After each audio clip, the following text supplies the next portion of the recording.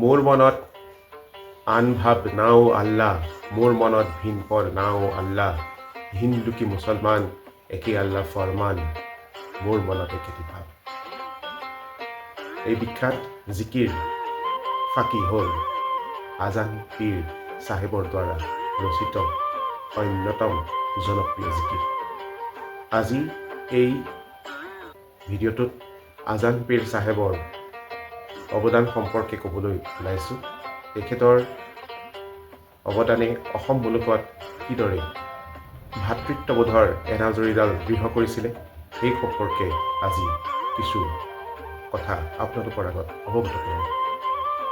নমস্কাৰ, সকলোকে নতুন বছৰৰ শুভেচ্ছা জনাইছোঁ আৰু আৰম্ভ কৰিবলৈ ওলাইছোঁ আজিৰ ভিডিঅ'টো।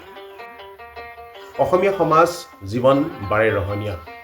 নানান জাতি জনজাতিৰ ভিন্ন কৰি জীৱনধাৰা সংমিশ্ৰিত হৈছে অসমৰ বুকুৱেদি। বিভিন্ন সময়ত সমন্বয়ৰ বাৰ্তা কঢ়িয়াই লৈ অসমলৈ অহা প্ৰব্ৰজনকাৰী গোটবোৰে ইয়াৰ মাটি পানী বায়ুৰ লগত একাত্ম হৈ আজিৰ অসমীয়া জাতি গঠন প্ৰক্ৰিয়াত অৰিহণা যোগাইছে। অসমৰ জাতীয় জীৱনলৈ অৰিহণা যোগোৱা সম্প্ৰদায়সমূহৰ ভিতৰত মুছলমানসকল অন্যতম। প্ৰথম অৱস্থাত তুৰ্বকৰ দ্বাৰা যুঁজাৰু বেশ লৈ অসমলৈ অহা মুছলমানসকলে ইয়াৰ স্থানীয় নাৰীৰ পানী গ্ৰহণ কৰি অৰ্থাৎ স্থানীয় নাৰী বিয়া কৰাই নিগাজিকৈ বসবাস কৰিবলৈ ধৰিছিল। পৰৱৰ্তী সময়ত আহোম মোগলৰ যুদ্ধবোৰত যুদ্ধবন্দী হিচাপেও বহু মুছলমান অসমত ৰৈ যায়।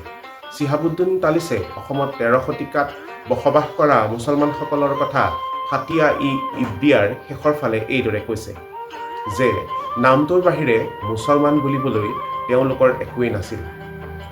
থলুৱা গীত মাত কৃষ্টি সংস্কৃতিৰ লগত একাত্ম হৈ অসমীয়া সংস্কৃতিক আপোন বুলিবলৈ শিকা মুছলমানসকলৰ সমান্তৰালভাৱে এচাম মুছলমানে আকৌ পথভ্ৰষ্ট হৈ ইছলাম বিৰোধী কাম কাজত লিপ্ত হৈছিল। সমসাময়িক এই পথভ্ৰষ্ট মুছলমানসকলক জ্ঞানচক্ষু মোকলাই দিবলৈকে সুদূৰ মধ্যপ্ৰাচ্যৰ বাগদাদৰ পৰা হিজৰী ১১ শতিকাৰ আগভাগত ৩৬০ জন পীৰৰ লগত লৈ শ্বাহ মিৰাণ পৰৱৰ্তী সময়ত তেওঁক আজান পীৰ নামেৰে জনাজাত হৈছিল। তেওঁ অসমলৈ আহিছিল। শ্বাহ মিৰাণৰ এই আগমনক জিকিৰত এইদৰে উল্লেখ পোৱা যায়: ১০ কুৰি দুকুৰি নবী চন হিজিৰি, আকৌ ৫ বছৰ যায়, আজান ফকীৰে এই জিকিৰ ৰচিলে, হাদিছ ফকহত পায়। প্ৰথম অৱস্থাত শ্বাহ মিৰাণ আহোম ৰাজ্যৰ ৰাজধানী গড়গাঁৱলৈ ব্ৰহ্মপুত্ৰ আৰু দিখৌৱেদি উজাই আহি সোণপোৰাত থাকিবলৈ লৈ তাতে এটা মছজিদ সাজি ইছলাম ধৰ্মৰ ৰীতি নীতি মতে আজান দিবলৈ ধৰে। এইদৰে আজান দিয়া শুনি স্থানীয় মানুহে তেওঁৰ নাম দিলে আজান আৰু গাঁৱে গাঁৱে গীত মাত গাই মানুহৰ মন পৰমাৰ্থিক ভাৱনালৈ পৰিৱৰ্তন কৰিবলৈ চেষ্টা কৰাৰ মানসিকতাক শ্ৰদ্ধা জনাই স্থানীয় মানুহে তেওঁক ফকীৰ হিচাপে বিভূষিত কৰিবলৈ ধৰিছিল। এই ফকীৰ আৰু আজান এই দুইটা শব্দক লগ লগাই পৰৱৰ্তী সময়ত তেওঁক আজান ফকীৰ হিচাপে নামকৰণ কৰা হৈছিলে বা জনাজাত হৈছিলে।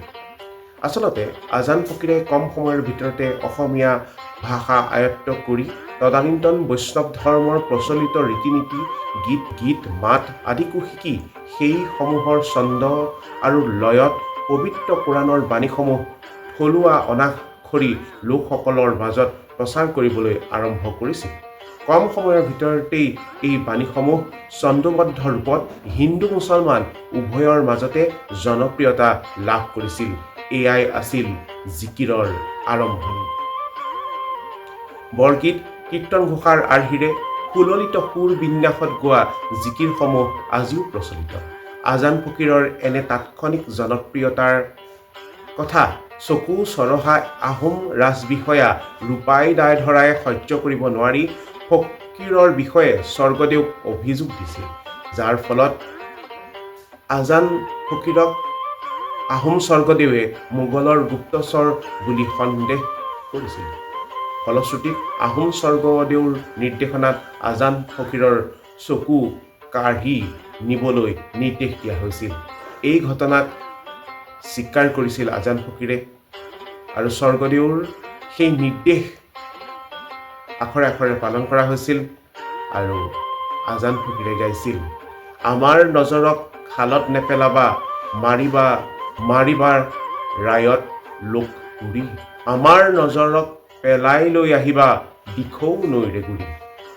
অৰ্থাৎ আমাৰ নজৰক, আমাৰ মোৰ চকুহালিক খালত নেপেলাবা, সেই চকুহালিক দিখৌ নৈত পেলাই দিবা। জনশ্ৰুতি অনুসৰি দিখৌ নৈত আজান ফকীৰৰ চকু দুটা পেলাই দিয়াৰ ফলত প্ৰকৃতি ৰুষ্ট হৈ পৰিছিল। জিকিৰত এইদৰে উল্লেখ আছে, যেতিয়া নজৰক দিখৌত পেলালে দিখৌ নৈ উভতি বয়, যেতিয়া নজৰক খালত পেলালে নগৰত চৰা নাও খেলায়, যেতিয়া নজৰক দিখৌত পেলালে হুলুং ঘৰ কাটি হৈ যায়। অৰ্থাৎ প্ৰকৃতি ৰুষ্ট হৈ পৰিছিল আৰু আহোম ৰাজতন্ত্ৰৰ বিৰুদ্ধে প্ৰকৃতিয়ে নিজৰ ৰুষ্ট স্থিতি প্ৰদৰ্শন কৰিছিল। প্ৰকৃতিৰ এনে বৈপৰীত্যত আহোম ৰজাই নিজৰ দোষ অনুভৱ কৰিবলৈ সক্ষম হ'ল আৰু আজান ফকীৰক দিখৌ, দৰিকা আৰু ব্ৰহ্মপুত্ৰৰ সংগম স্থলীত থকা শৰাগুৰি চাপৰিত মাটিদান দি সেই ঠাইতে এটা মঠ নিৰ্মাণ কৰিছিল। মৃত্যুৰ পাছত ফকীৰক এই মঠৰ কাষতে সমাধিস্থ কৰা হৈছে। আজান ফকীৰ দৰগাহ ঐতিহাসিক আৰু ধৰ্মীয় পৰ্যটনৰ অন্যতম স্থলী। পৰ্যটকসকলে ৩৭ নং ৰাষ্ট্ৰীয় ঘাইপথেদি গৈ গৌৰীসাগৰৰ পৰা দিখৌমুখ অভিমুখে যোৱা বৰ আলিয়েদি ১১ কিলোমিটাৰ অতিক্ৰম কৰি আজান পীৰ দৰগাহত উপস্থিত হ'ব পাৰে। গতিকে এয়াই আছিল আজান পীৰ চাহেব আৰু শৰাগুৰি চাপৰিৰ ঐতিহাসিক গুৰুত্ব। এনে বহু অসমৰ জনপ্ৰিয় লোকশ্ৰুতি, লোকগাথা আৰু পৰ্যটনস্থলৰ বিষয়ে পৰৱৰ্তী সময়ত আপোনালোকক জনাম। ধন্যবাদ।